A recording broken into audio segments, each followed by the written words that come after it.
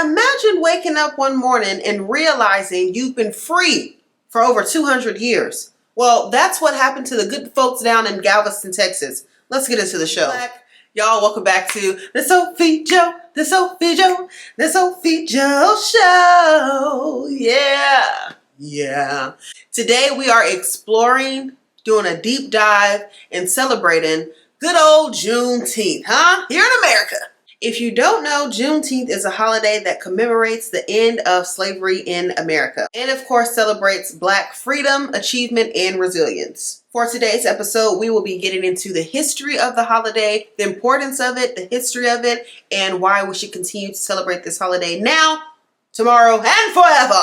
So first, let's shoot out some facts. Juneteenth is celebrated on June 19th of every year. It was made an official holiday in 2021 under the Biden administration, because we know it wouldn't be under the Orange Man's administration, right? Okay. The name obviously combines June and the 19th, which makes Juneteenth.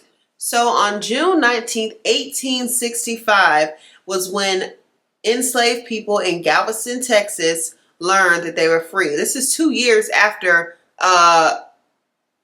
Abraham Lincoln did the Emancipation Proclamation, freeing all slaves.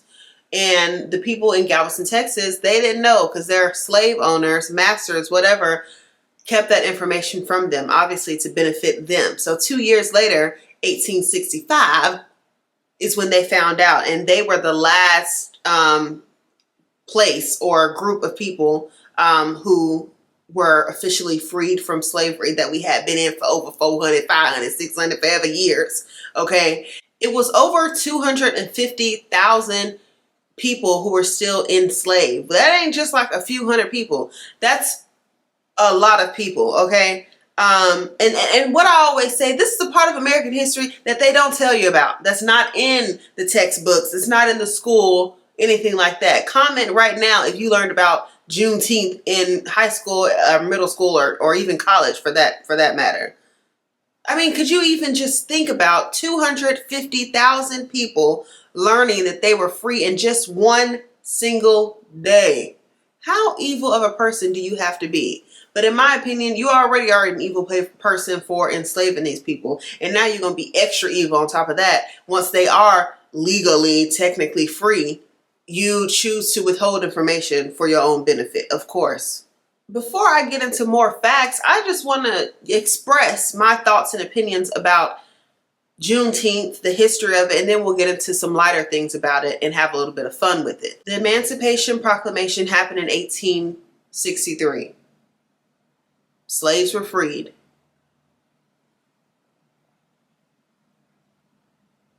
Enslavers choose to withhold this information for not 1, not 2, not 3, not 4, not 5, not 6, not 7, not 8, not 9, not 10 months, but 24 months, because they were evil and cruel and decided to keep these slaves enslaved 2 years past when they were supposed to be free.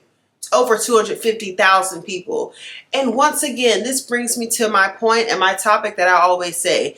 It is so just a conundrum in my mind to me how white people not all, but some run around and act like they're so terrified and afraid of Black people, when in reality, we are the ones who have been done wrong. In the words of Nene Leakes, you have done me wrong as your wife. I just don't understand that. Some white people run around America and act like, I'm so scared of Black people. Let me lock my doors when they pass by. Let me clutch my purse when they pass by. Let me, I'm fearing for my life. They're thugs, gangsters. They're going to shoot, kill, and rob me. When in reality, history shows we have been done wrong. We were the ones held against our will, enslaved by your people. And then when Abraham Lincoln, him and his beard, decided to finally free us or free the slaves, some of y'all still decided to keep that same energy and withhold that information and keep the slaves 2 years past when they were supposed to be free. So absolutely, we deserve to celebrate Juneteenth. And for the people who don't even know what Juneteenth is, the white people, y'all need to get a clue, for real. Oh, I forgot. You don't have to know what it is, because this country only serves you and your kind. It's not a big deal for you to know about our history, our culture, the history that you all have tried to erase, right? And try to block out from us learning about and knowing. It's not important for you to know that about us, but we have to know every little tiny detail about your people, your history, and your culture, or lack thereof. All in the school textbooks, we got to learn about Sally Sue, Mary Bopp, and all them people. And we get 28 measly days out of the year dedicated to Black history, when in fact, Black history is American history. I hate to get on my soapbox, but I'm already on it. Y'all know how I feel. And before I even continue this episode of the Sophie Joe Show, MAGA mammy, stay out of my comments. Y'all can call me all the names you want. I'm sick of it. Stay out of my comments, because you will get blocked immediately. And I'm going to report your page for bullying. Even to this day, I know you guys have heard about the story of a Black family just having, hanging out, having a get together in their home, celebrating each other, loving on each other, fellowshipping with each other. Oh, here comes random white man shooting up the place, trying to kill somebody. Once again, but y'all walk around like y'all are scared of us. I ain't ever heard, not as many times, a Black person running around shooting up a whole bunch of white people. Now, we'll shoot up each other, but they ain't heard about us shooting up a whole bunch of white people for no reason. But if we do some research, there have been several occasions when you guys have went around killing us up, shooting us up, hanging us for no reason. But once again, y'all are scared of us. No, what you are scared of is if we decide to one day seek revenge and not equality. That's what y'all are really scared of. Once again, not all white people, because I know not all white people are evil. But today, on this particular day, it's Juneteenth. I'm not here to play devil's advocate. So you ain't gonna get too many not all white peoples out of me on this episode. Let's move on, Sally. Because Juneteenth is now a national holiday, and we know a certain orange person is trying to remove that. But for now, it's a holiday. It will always be a holiday for me, okay, and my people.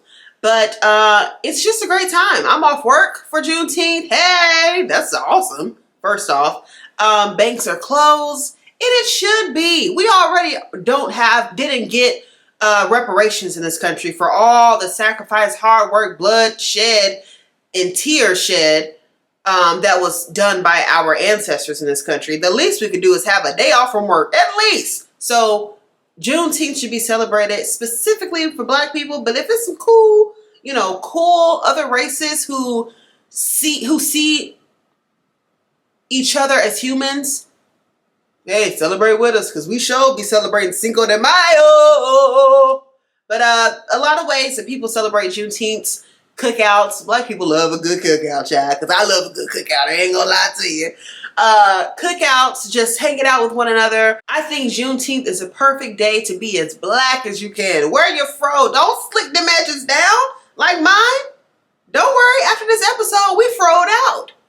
Juneteenth is a day for us to really, fully, 1000%, which you should already be doing, bask in your Blackness. Don't apologize for your skin color, your accent, your mannerisms, your AAVE, your appearance, nothing. It's the day for us to be, as you always should be, as Black as possible. Okay? Don't even put that highlighting concealer up under your eyes. We don't need it. Because today is the day for us to celebrate one another. Think about how far we've come. Think about how much further we have to go. Love on each other. Huh? Because I'm sick of the energy some of us have with each other. We need to have that energy to somebody else who really deserves it. I think Juneteenth, really every day, Black people should. I don't want to go through no drive-through and somebody got an attitude and they Black. You need to be welcoming me with a smile. How you doing? Side note, why every time it's time to celebrate something Black and really just like meaningful and heartfelt in the Black community, we instantly go to them sad Negro spiritual songs. I was born by the river in a little tent.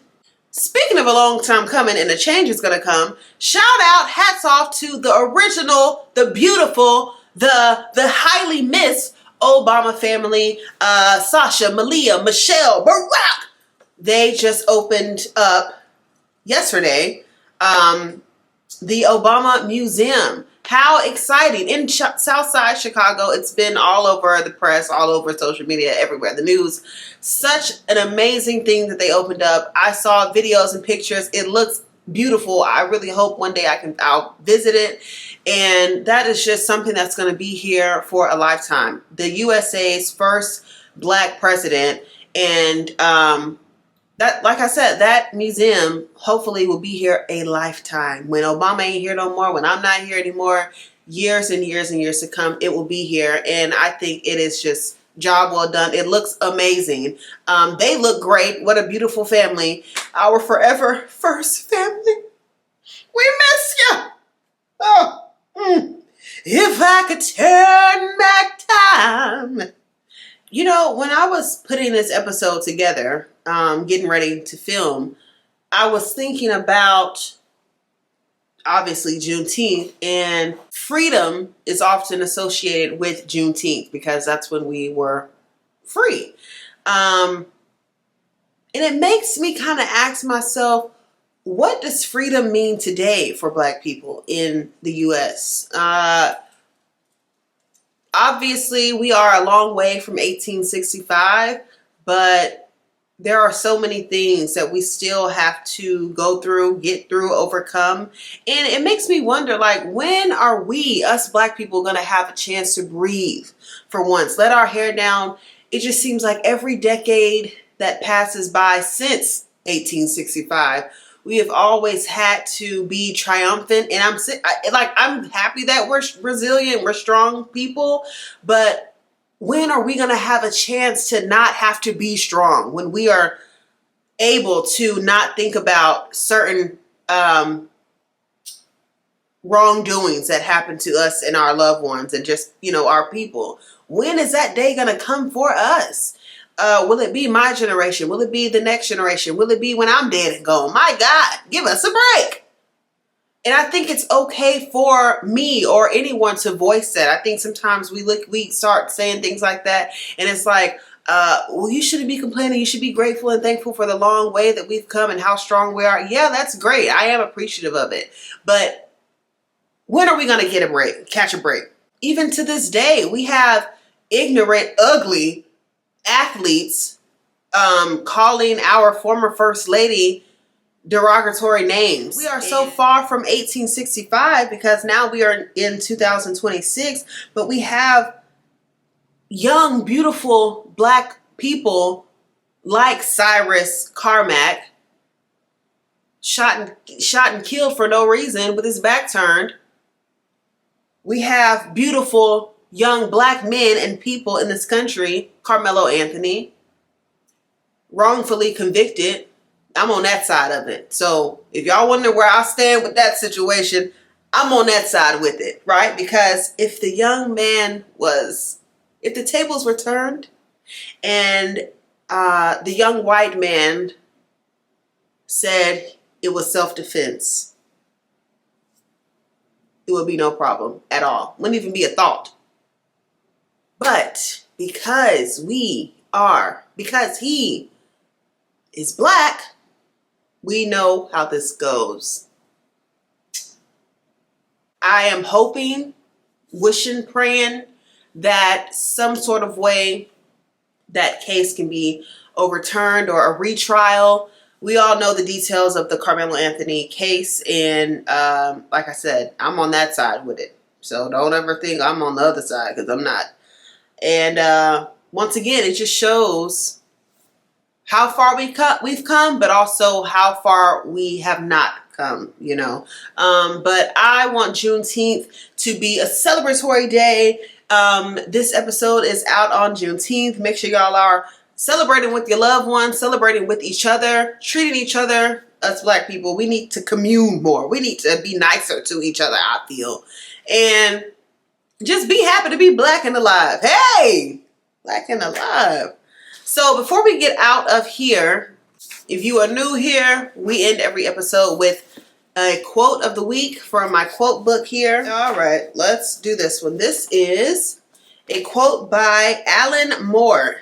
It says, "Life isn't divided into genres. It's a horrifying, romantic, tragic, comical, science fiction, cowboy, detective novel." That's a quote by Alan Moore. Let's read it again. "Life isn't divided into genres. It's a horrifying, romantic, tragic, comical, science fiction, cowboy, detective novel." Meaning life has several chapters in it. It's never just a one thing. It's always going to be, it's just a continuation of different events, emotions, and situations that's happening. And we can't just stop at one thing. We have to continue pushing through. Something else is going to happen. It might be great. Something else is going to happen. It's going to be sad because it's just, you know what life is. And as I'm getting older, I'm learning that as well. Even things we don't really want to face, you know, death is going to happen to our loved ones one day. New life is going to happen. New situations, new smells, new tastes, new experiences. It's just all a part of life. And I think us, because it's Juneteenth, coming from where we have come from in this country, being here today, we are the offspring of resilient, courageous people. And, you know, that chapter, slavery has ended, but there are things that are still passed on through us, through the lineage. And I think it's up to us, Black people who are alive today, to continue to push through and be the best that we can be and treat each other with care and kindness. And if the other side don't like it, oh well.